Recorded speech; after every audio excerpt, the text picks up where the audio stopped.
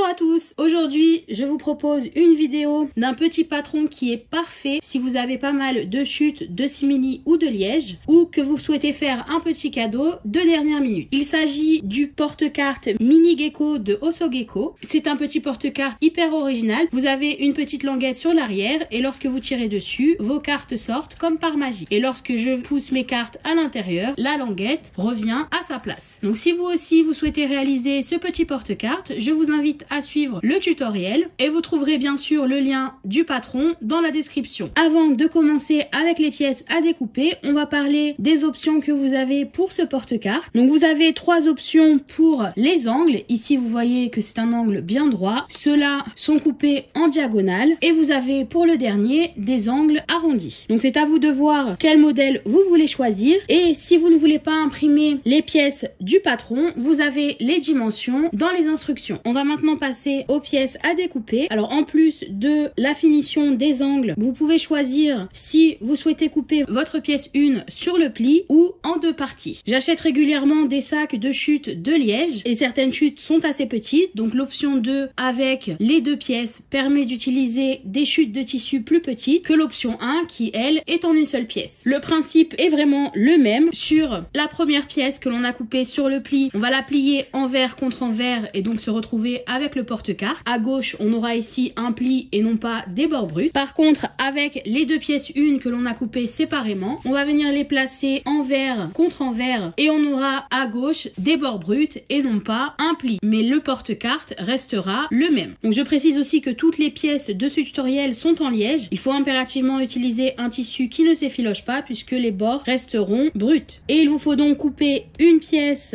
1 sur le pli ou deux pièces 1. Vous allez ensuite couper une pièce numéro 2 qui correspond à la languette. Si votre liège ou votre simili est assez fin, je vous conseille d'en utiliser deux et de les coller envers contre envers. Ici, mon liège est souple mais a quand même de la tenue. Je vais donc me servir uniquement d'une seule pièce. Vous allez ensuite couper une pièce numéro 3 que l'on va venir placer au bord de la languette et qui va éviter qu'elle ne rentre entièrement dans le porte-carte. Et j'ai enfin ici une étiquette avec mon logo. Ce n'est vraiment pas indispensable. Elle va juste me permettre de cacher les coutures qui me permettront d'attacher la languette et qui seront visibles sur l'endroit de mon porte-carte. Si vous n'en avez pas et que vous souhaitez quand même cacher ces coutures, il suffit simplement de couper une deuxième pièce numéro 3 que vous allez installer de la même manière que je vais installer mon étiquette dans ce tutoriel. En termes de matériel, vous aurez besoin de clips, d'une paire de ciseaux, d'une règle, d'un stylo, donc moi j'ai choisi d'utiliser un stylo effaçable, d'un briquet et d'une colle transparente. Ici je vais utiliser simplement une colle anti-effilochage. Ces deux outils vont nous permettre de finir les bords de nos tissus puisque bien que le liège ne s'effiloche pas, l'arrière est en coton et donc il va falloir sceller les bords pour éviter qu'ils ne s'effilochent avec l'utilisation. C'est exactement la même chose pour le simili qui est en fait collé sur un tissu au dos et c'est donc le tissu qui se trouve sur l'envers qui va s'effilocher. Avant de commencer à coudre, il va falloir passer à la préparation des pièces. Donc je vais prendre mon briquet et ma colle anti-effilochage. Je vais passer mon briquet sur les bords, ce qui permettra d'enlever tous les petits fils qui ont pu se créer lors de la découpe. Et je vais ensuite passer ma colle sur les bords afin de les sceller. Donc en général, je prends une goutte que je fais rouler tout le long. Vous pouvez aussi choisir d'utiliser un outil spécial si vous le souhaitez. Je vais faire la même chose sur chacune de ces pièces et je vais ensuite laisser sécher la colle et passer à la couture. Une fois que mes bords sont scellés, j'ai récupéré ma pièce 1. Je vais surpiquer uniquement le bord supérieur, donc je vais commencer à 3 mm de ce côté-là, coudre en haut, m'arrêter à 3 mm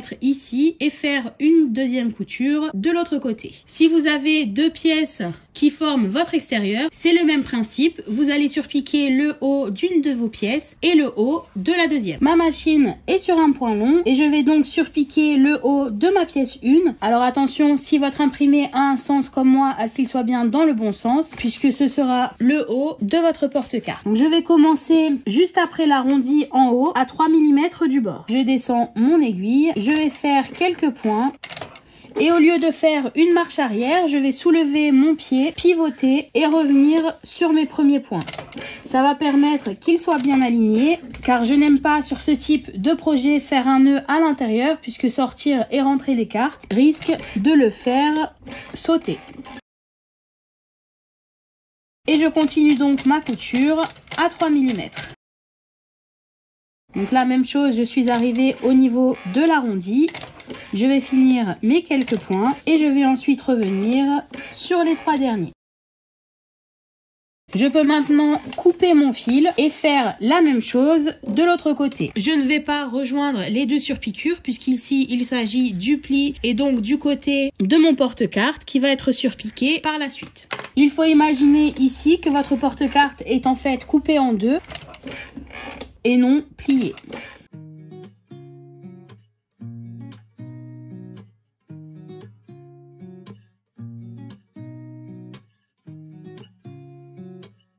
Ma surpiqûre est maintenant faite en haut. Comme je suis à la machine, je vais en profiter pour faire la surpiqûre sur ma languette. Donc dans les instructions, on nous demande de surpiquer uniquement les deux côtés les plus longs. Je vais faire tout le tour puisque de toute façon, les deux coutures que je vais faire aux extrémités ne se verront pas sur le produit final.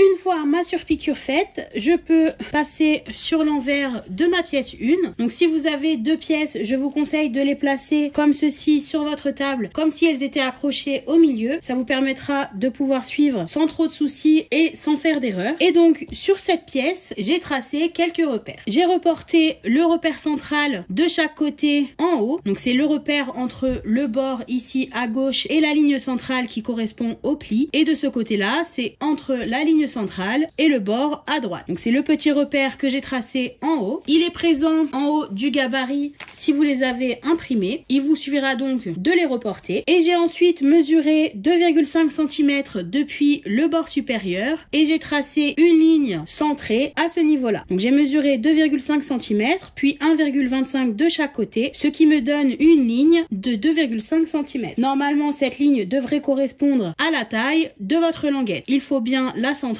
en dessous du repère que vous avez tracé. Donc j'ai fait la même chose de chaque côté. Je vais maintenant récupérer ma languette et la placer sous le repère que j'ai tracé à gauche. Donc le côté gauche de ma pièce correspond en fait à l'avant de mon porte-carte. C'est sur celui-ci qu'il y aura les coutures visibles si vous décidez de les laisser ou votre étiquette comme ce sera le cas pour moi. Et donc à ce moment-là, il va falloir choisir dans quel sens vous voulez mettre votre lanière. Je préfère la mettre en droit vers moi, donc envers contre envers avec ma pièce 1 puisque elle va en fait être repliée sur elle-même et le porte-carte sera replié lui envers contre envers. On verra donc l'endroit de la lanière lorsque l'on va tirer. Si vous la mettez à l'envers et que vous la repliez là encore sur elle-même, lorsque le porte-carte sera terminé, vous verrez ici l'envers de votre tissu lorsque vous allez sortir les cartes du porte-carte. Donc c'est vraiment une préférence personnelle, ça ne change pas la construction du porte-carte, vous pouvez le faire dans le sens que vous voulez. Donc là, vous pouvez ajouter à ce niveau-là un petit morceau de scotch double face pour maintenir tout ça en place. Et on va, pour attacher la lanière, coudre une petite boîte. Donc je l'ai tracée ici pour illustrer la couture que l'on va faire. J'ai déjà mes surpiqûres sur les côtés, donc je n'ai pas tracé au-dessus de celle-ci. Je vais repasser sur ces surpiqûres pour attacher ma languette. J'ai mesuré 2 cm depuis le haut pour tracer la ligne en bas. Je vais donc coudre un carré, puis faire une croix au milieu afin de renforcer. Attention, cette couture sera visible si vous n'avez pas d'étiquette ou de pièce 3 supplémentaires de couper. Il faut donc vous appliquer lors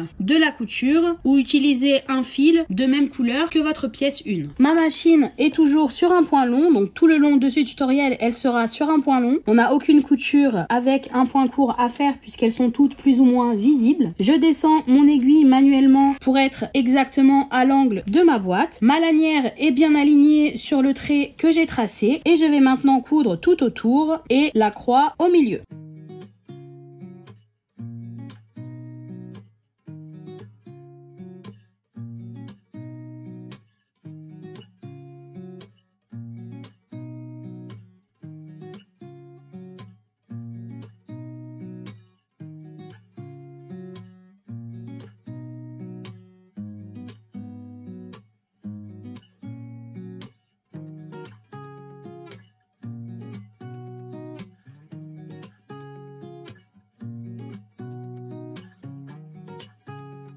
J'ai donc fait ma couture tout autour. J'ai passé un petit coup de vapeur pour que le stylo s'efface. Sur l'endroit, vous pouvez voir plus ou moins ma couture en croix. J'ai utilisé un fil blanc qui se fond à peu près dans mon extérieur, donc les coutures ne sont pas trop visibles. Pendant que je suis à la machine, je vais ajouter mon étiquette. Donc je vais la coudre juste au-dessus de mes coutures. Et donc une fois qu'elle sera installée, vous pouvez voir qu'aucune des coutures ne sera visible sur l'extérieur. Et donc il peut s'agir pour vous de la pièce numéro 3. C'est le même principe, vous l'ajoutez comme j'ajoute mon étiquette ici.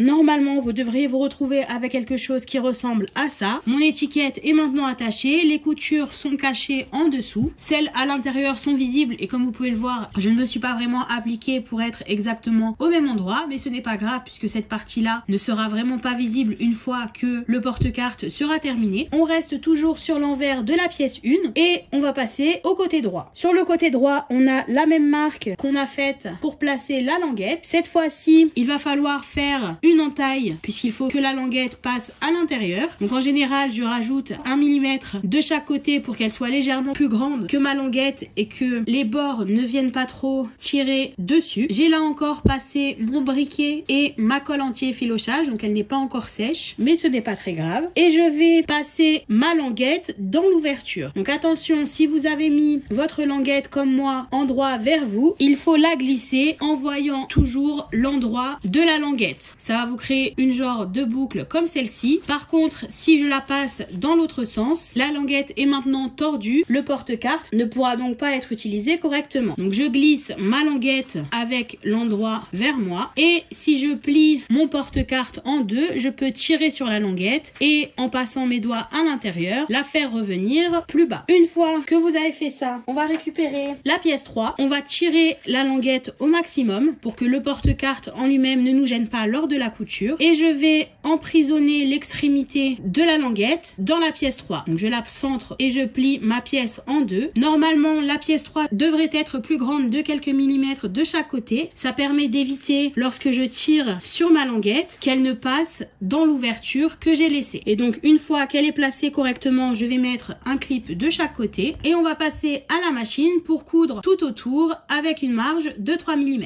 Pour ce type de couture, j'aime bien commencer avec le bord qui est le plus à l'intérieur plutôt que de commencer par le pli puisque ça me permet d'attacher dès le début la lanière au bord et donc je vais faire tout le tour.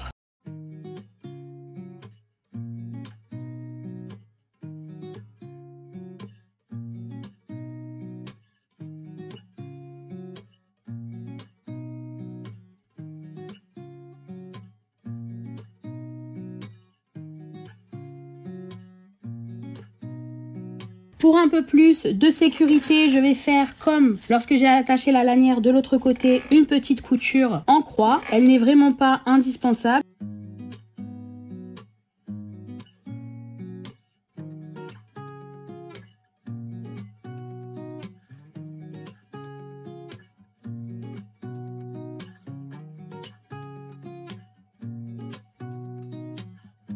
Comme je suis déjà à la machine, je vais en profiter pour faire la dernière couture du porte-carte. Comme vous pouvez le voir ici, ma lanière est maintenant attachée. Mon porte-carte est déjà plus ou moins plié, même si ce n'est pas très droit. Je vais maintenant aligner les bords et placer des clips. Donc je me retrouve avec un porte-carte. J'ai ma lanière ici. Il se peut qu'il y ait un petit décalage au niveau de l'avant et de l'arrière, puisque j'ai coupé ma pièce à la main.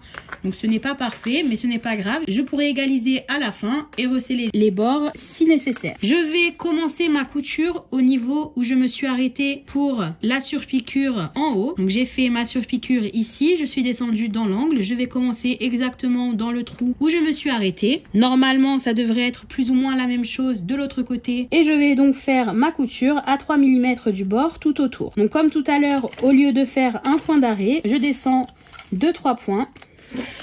Je pivote et je vais remonter puis continuer ma couture et ça m'a donc créé mon point d'arrêt en haut.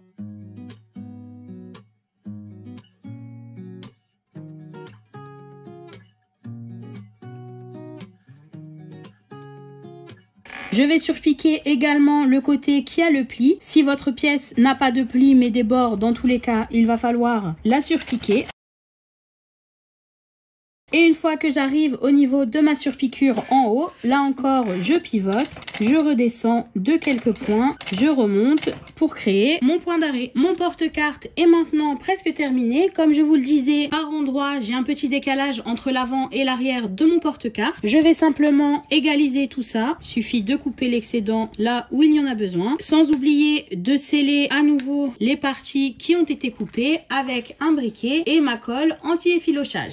Je peux maintenant glisser mes cartes à l'intérieur de mon porte-carte et si je pousse et que je me place sur l'envers, vous pouvez voir que cela fait rentrer la languette à l'intérieur. Mes cartes sont presque au fond, donc elles sont juste ici et ça correspond vraiment au bord de la lanière. Et si je tire la lanière de l'autre côté, elles sortent et je peux donc les récupérer. J'espère que ce tutoriel vous a plu. N'hésitez pas à vous abonner et à laisser un petit like et on se retrouve très vite pour un nouveau tuto. Bonne couture!